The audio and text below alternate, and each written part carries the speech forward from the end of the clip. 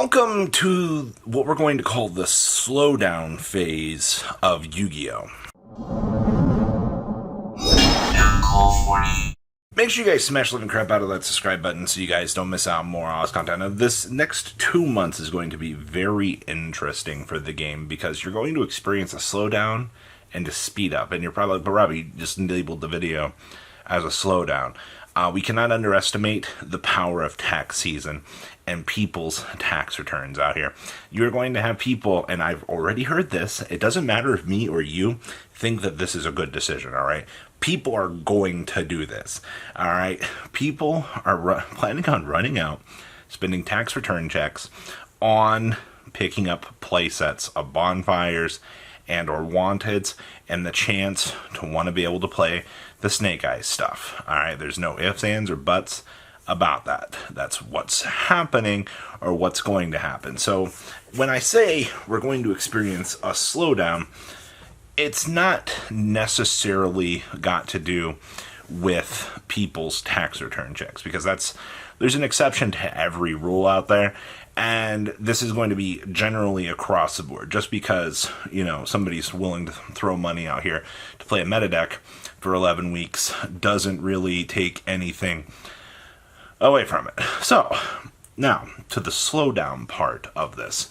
I don't know if you've really taken a look at the schedule of releases here, but after Phantom Nightmare, there's like a GX set, a OTS pack, which, okay, that's nothing too crazy. But the major turn down for craziness is actually our next core set, Legacy, in late April. So let me put this into perspective for you. So that is 3 more weeks in February.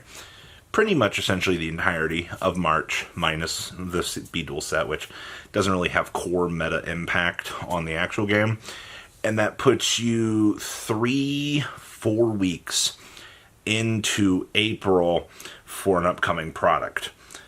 Wallets and the secondary market are going to calm down at least a little bit during this time. During this time last year, actually, we were waiting for the release schedule for, I think it was March, the first 3 weeks were all missing card of the days for an extra build pack. And then, we ramped up into April for, the next core set. Now, with this being said, though, with the calm down, it's going to be a little bit bumpy, because while the TCG side's not going to see any real, craziness adding into the pool, you do have Infinite Forbidden, which comes out. I'm loving that we're literally lining up on the same time schedule of being one set behind the OCG. Literally the same months now are the same releases. So as we are going to be getting, Legacy, the OCG will be getting Infinite Forbidden. So April in the beginning and the early points in March will be the more extreme crazy points of the blocks, because every time V-Jump comes out, you never know what you're gonna get, man. It's like a fresh booster pack, all right. We saw the Exodia stuff. Thank you, Exodia. I'm glad that you didn't cause any crazy buyouts out here in the department for that. That was an absolute win. The Infinite Forbidden stuff, it didn't cause any crazy buyouts, so we sleep. All right, it was good. Now early March, so guess what? V-Jump returns. Whatever the selling points of the set are, which are typically, you'll get 4 notches typically, and then you'll see the product page come out for the TCG a little bit later, basically built off of those 4 themes, or those 4 little things that they announce.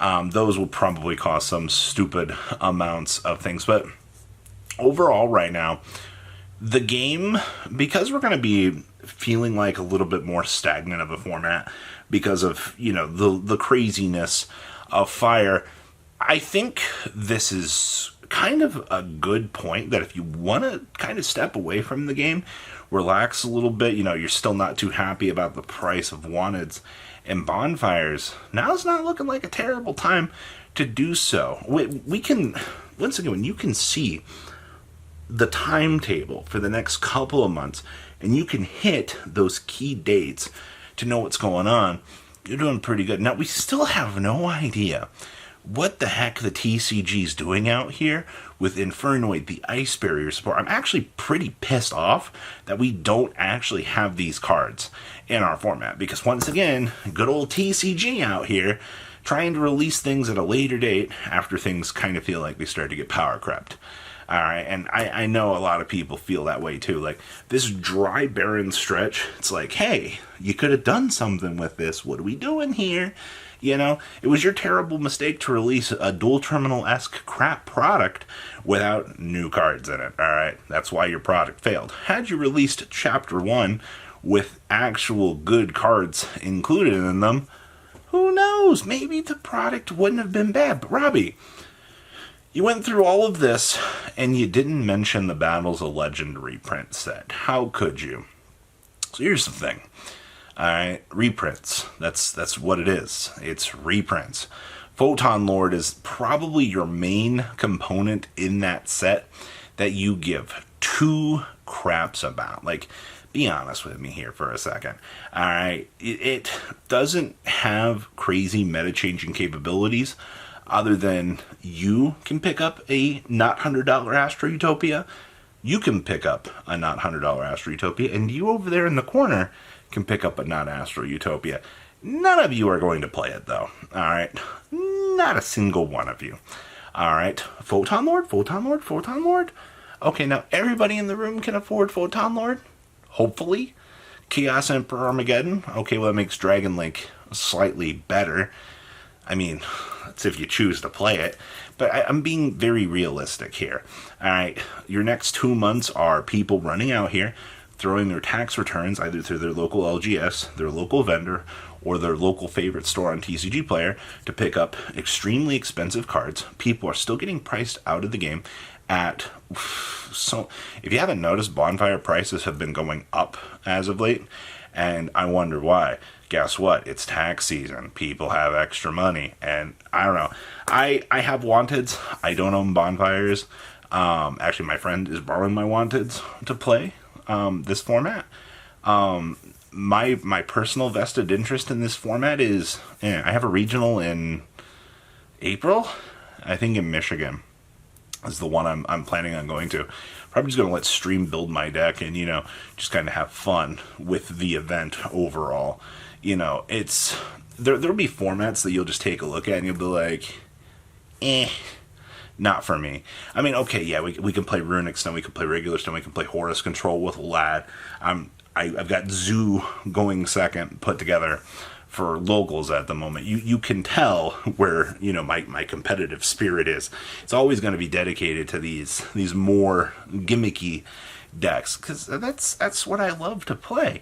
But I would say probably heading on in to March, you're going to start to see things kind of get boring with the game, and I'll talk about that in another video when we say welcome to the 11 weeks of the brand new format.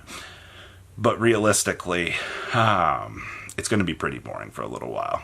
You'll have a few things to kind of get you excited here and there, but I'm glad to see an actual dial back on Yu-Gi-Oh! Product. Like, holy crap.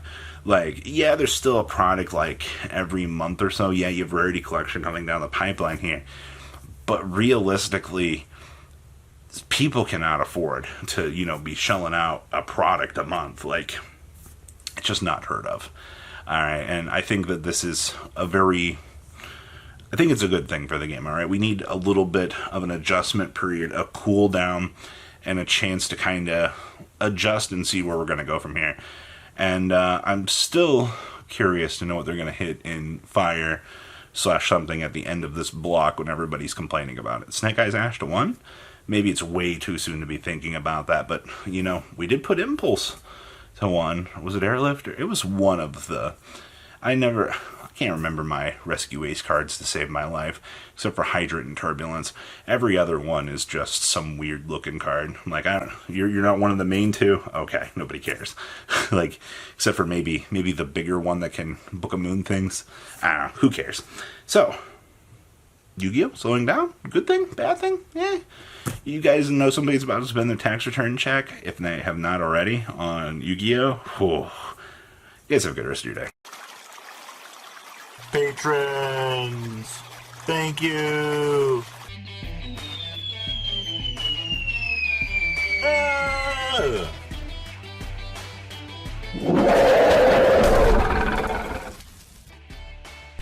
Thank you so much for watching. Check out these other videos.